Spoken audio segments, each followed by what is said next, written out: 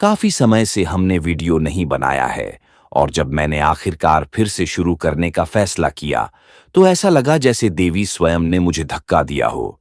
जैसे वो चाहती हैं कि उसका नाम आधुनिक दुनिया में वापस लाया जाए, जपम तपम मोक्षम के माध्यम से।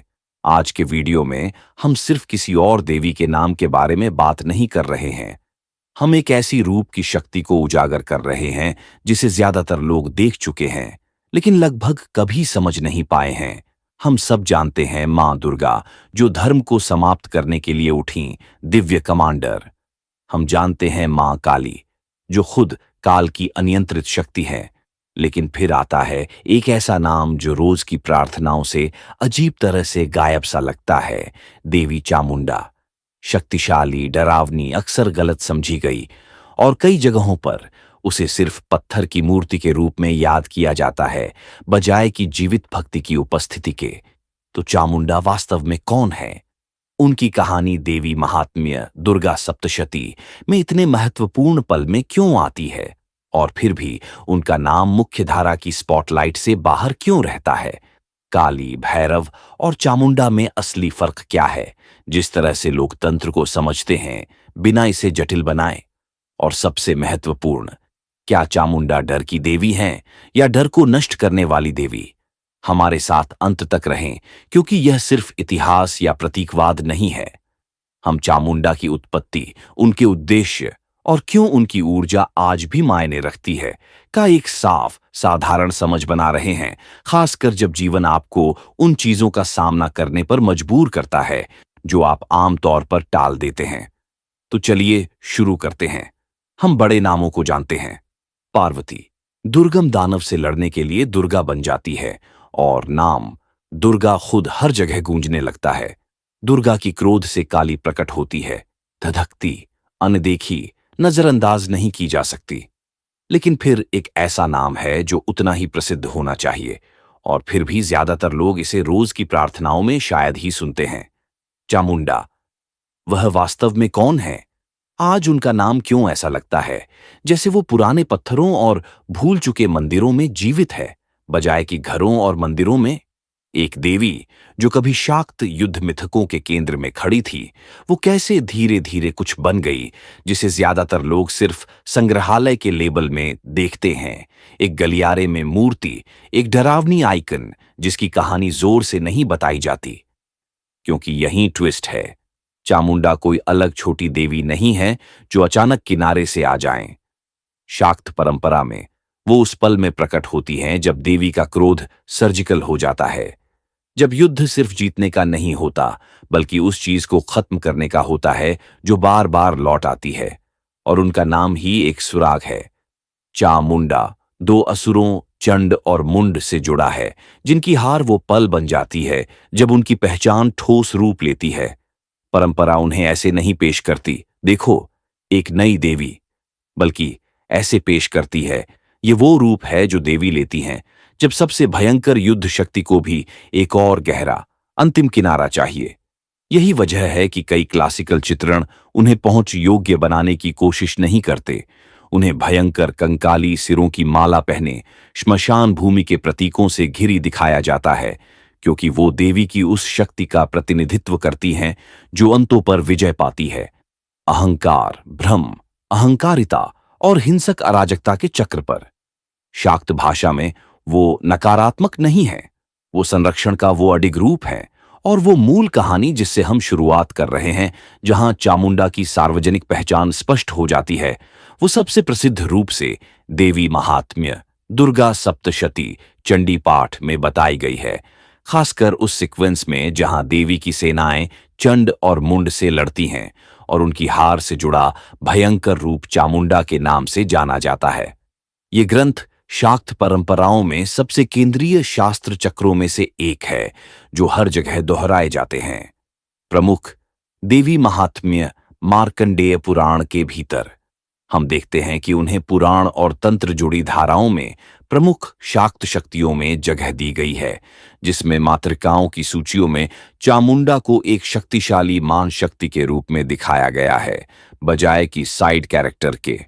पुराण तंत्र परंपराओं में आमतौर पर ऐसा किया जाता है। शाक्त साहित्य में मातृका फ्रेमवर्क देखें तो इस वीडियो में हम वो करने जा रहे हैं जो ज्यादातर लोग नहीं करते।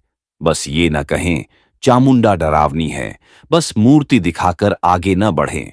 हम ट्रेस करने जा रहे हैं कैसे वो शाक्त ग्रंथों की कहानी दुनिया में जन्मी, वो आध्यात्मिक रूप से क्या दर्शाती हैं, और कैसे एक देवी जो कभी जीवित परंपरा में खड़ी थी वो कुछ जगहों पर डिस्प्ले ऑब्जेक्ट तक सिमट गई। देखी जाती है लेकिन समझी नहीं जाती। अभी के लिए हम मूल बिंदु पर ही रुकते हैं। देवी की युद्ध कथा में जब असुर चंड और मुंड महत्वपूर्ण खतरे बन जाते हैं, यह भयंकर रूप उनकी विनाश करता है और उसी कृत्य से चामुंडा का नाम शाक्त स्मृति में स्थापित हो जाता है। देवी महात्म्य दुर्गा सप्तशती परंपरा।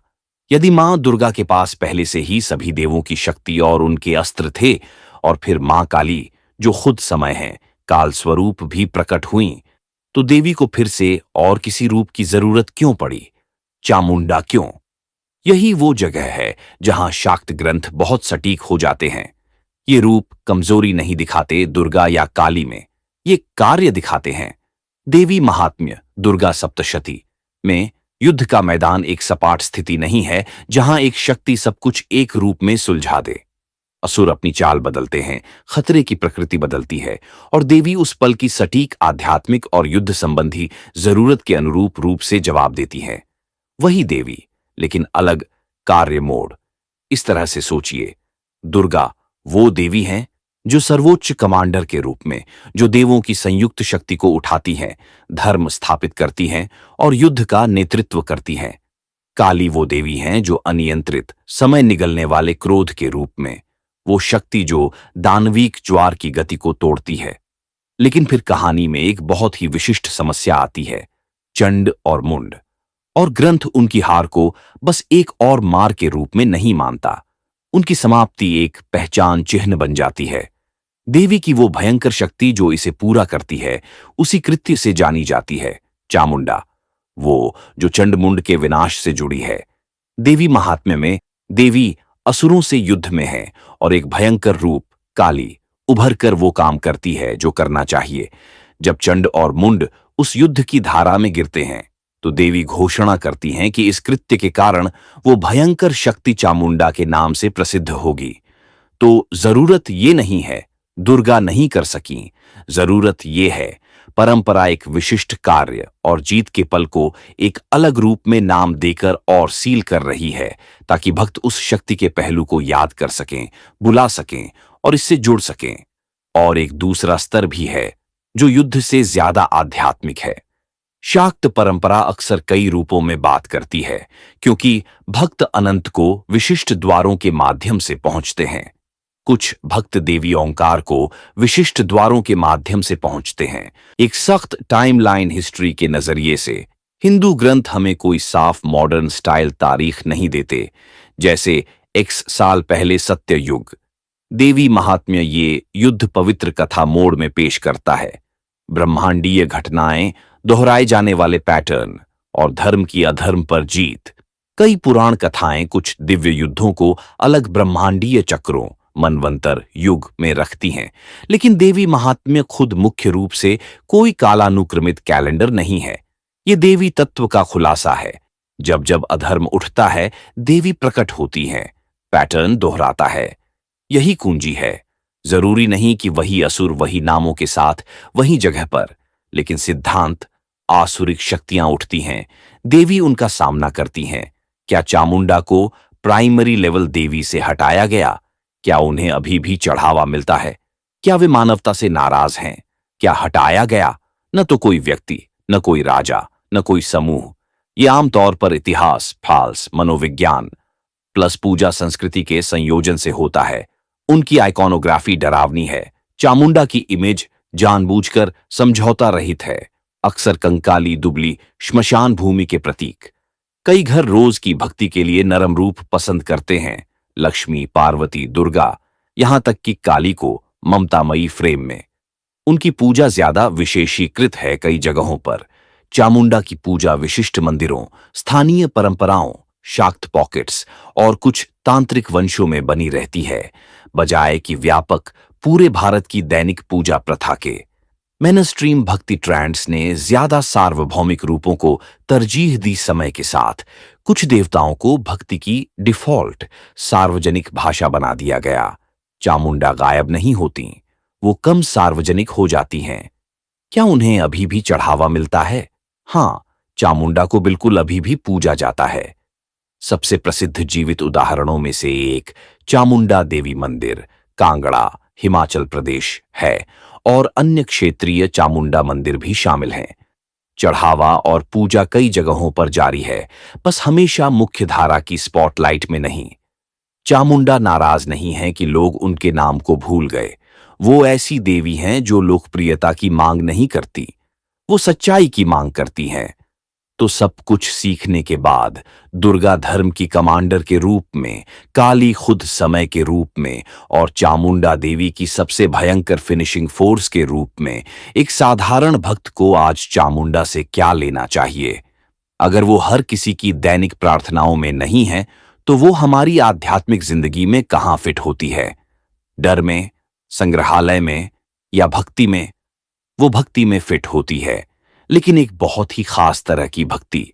वो भक्ति जो सच्चाई के असहज हिस्सों से भाग नहीं जाती, क्योंकि चामुंडा एक्स्ट्रा नहीं है, वो कोई बचा हुआ रूप नहीं है। देवी महात्म्य दुर्गा सप्तशती में उनका नाम उस पल प्रसिद्ध होता है जब देवी की भयंकर शक्ति छंड और मुंड के खतरे को समाप्त करती है। और यही बात है, चामुंडा देवी की उस शक्ति का प्रतिनिधित्व करती है जो जो करना चाहिए उसे खत्म करती है, सिर्फ युद्ध के मैदान पर नहीं, बल्कि हमारे अंदर। दुर्गा अराजकता से बचाती है, काली भ्रम को नष्ट करके परिवर्तन लाती है। चामुंडा आपको एक कदम और आगे ले जाती है। वो आपको उस चीज से सामना करवाती है जिससे हम आमतौर पर छिपते हैं: डर, अहंकार, इनकार, सड़न और नियंत्रण की जिद। यही वजह है कि समय के साथ कई लोग उनसे दूरी बनाए रखते हैं। जब समाज एक भयंकर देवता के जीवित अर्थ को भूल जाता है, तो वो उसे आर्टिफैक्ट की तरह मानने लगता है, कुछ देखने, लेबल करने और आगे बढ़ जाने के लिए। लेकिन शाक्त परंपरा उन्हें संग्रहालय में नहीं रखती, वो उन्हें एक बहुत ही वास्तविक आध्यात्मिक भूमिका में रखती है। जब आपकी जिंदगी उस दौर में पहुंच जाती है जहां थोड़ी पॉजिटिविटी काफी नहीं होती, जब अंदर की कोई चीज को जड़ से काटना पड़ता है, जब खुद डर दानव बन जाता है, वो द्वार जहां चामुंडा समझ में आती है। और नहीं, वो मानवता से नाराज नहीं है क्योंकि उनका नाम ट्रेंडिंग नहीं है। देवी के भयंकर रूप नकारात्मकता से डराते हैं। तो निष्कर्ष ये नहीं है चामुंडा से डरना शुरू करो। निष्कर्ष है उन्हें डर में कम कर देना बंद करो, उन्हें मूर्ति में कम कर देना बंद करो और उन्हें मुक्ति देने वाली शक्ति के रूप में समझना शुरू करो।